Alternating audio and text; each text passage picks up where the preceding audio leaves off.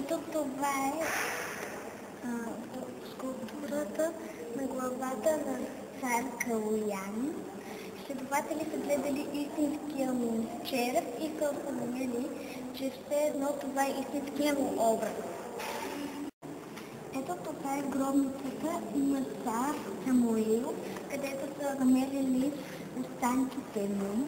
А ето това тук следователи също са изследвали черепа и са установили, че все едно това е истинския му образ.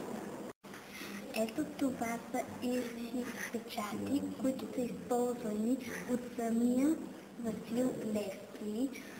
Ето това тук са истински писма от апостол Васил Левски.